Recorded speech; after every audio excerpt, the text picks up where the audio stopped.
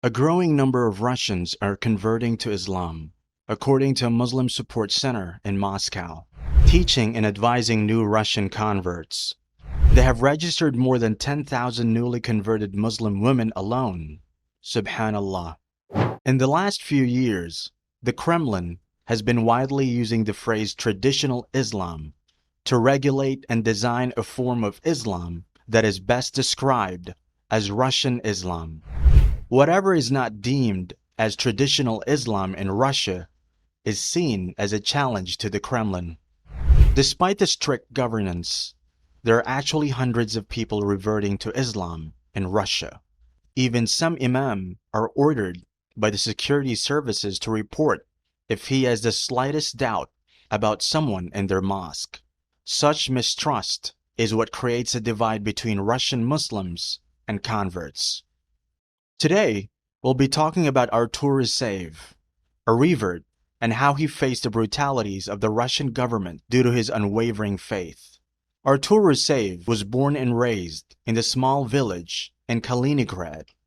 Growing up, he had doubts about the Orthodox Church, and when he was looking for answers, spiritually, he came across Islam and fell in love with it. Around this time, his business was also taking off, and he knew becoming a Muslim would spur a lot of hatred towards him, and he'd be constantly in the eyes of security services. Despite the risk, Artur Rusyaev said his Shahada soon after and officially became a Muslim. As a Muslim, Rusyaev realized that there were 0 masjids and prayer houses for Muslims in the region, and it startled him. For years, Muslims had been trying to build a masjid in Kaliningrad, but time and again, it'd be banned to construct by the authorities. So, Artur's home became a central ground for Muslims to pray. People from all over the Kaliningrad region came to pray in the congregation, but unfortunately, on May 22, 2019, Rusyev's prayer house was demolished on court order, along with other buildings including a drinking water well. Authorities stated that it was an illegal structure. However, Artur argued that the building was registered and legalized, but all arguments were ignored. This, however, did not put a stop to Rusyev's goal of building a mosque for Muslims. In fact, the next morning, Artur ordered a large tent with an air conditioner and built a field mosque. Sometime later, the Muslims began construction at the tent for a small prayer house. A year after the demolition, the new mosque had been 80% constructed when Artur noticed unknown cars patrolling the area and random people surveilling the mosque, taking pictures and making videos. If he went after them, they'd run away, so Artur couldn't place a name or face them. On the night of September 30th, 2020, the worst fears of Muslims came true. Security services broke into Rusyev's apartment through the balcony door, and before he could react, they threw a stun grenade, tackled him to the ground, and violated a personal search on him, in which Artur realized they were rubbing something on his hand. As one of the officers handcuffed him, Rusyaev realized they had just planted amphetamines in his trousers. He was arrested on charges of possessing drugs, which coincidentally was a little more than 3 grams, exactly the amount needed to be criminally charged. Artur Rusyaev and his lawyers, Alexander Yakushevich and Mansour Osmanov, immediately refuted the allegations, saying the charges were wrong and that the personal protocol was done without his consent. Osmanov, one of the lawyers, stated that Rusyaev was wearing shorts at the time of the arrest, and that the businessman reports to have heard one of the officers point to trousers hanging on a chair saying, "Put it there."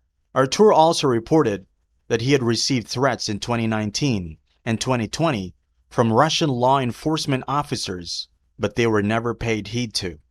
The court dismissed the arguments, saying the reports were insignificant and were not evidence in any way. Yakushevich, also Rusyev's lawyer, ordered a forensic report of the drugs packet, and the team found no trace of fat, sweat, or fingerprints.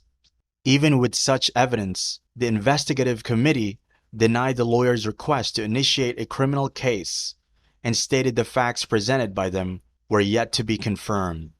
Artur's lawyers said the charges were placed only to discredit the businessman's works and efforts for Muslims. He had never been in the light of terrorism or extremism. All Rusyaev wanted was to create a prayer house where Muslims could practice their faith freely and within the framework of the law. In fact, on the day of detainment, Rusyaev had submitted requests to create a religious organization for Muslims to the Ministry of Justice. He also went to the defense minister, Sergei Shoigu, a week or two before the arrest, to ask for assistance in building a masjid at the RF armed forces in memory of Muslim servicemen who were martyred during the Great Patriotic War. Shoigu directed his appeal towards the Muslim spiritual administration, stating that it would be approved once the heads agreed to the issue. Artur received a call from them asking which muftiate he was acting for, to which he replied he was acting on his own. Sensing a clear-cut disregard from the regent's court, Artur Rusyaev and his lawyers had no other option but to submit to the legal orders. The Kaliningrad Central Court found Artur guilty of illegal drug possession and sentenced him to 4.5 years in prison. A year later, Artur Rusyaev died suddenly on 7th June 2022, leaving behind a wife and 2 children, along with an unforgettable support to Russian Muslims. His janazah was performed in the village of Chernikovka, where Rusyaev once built a mosque and was buried in Kaliningrad. Allahu A'lam. May Allah accept Artur Rusyaev as a martyr in his struggle for the Muslims' freedom of rights, and honor him with the greatest reward in Jannatul Firdaus. Ameen.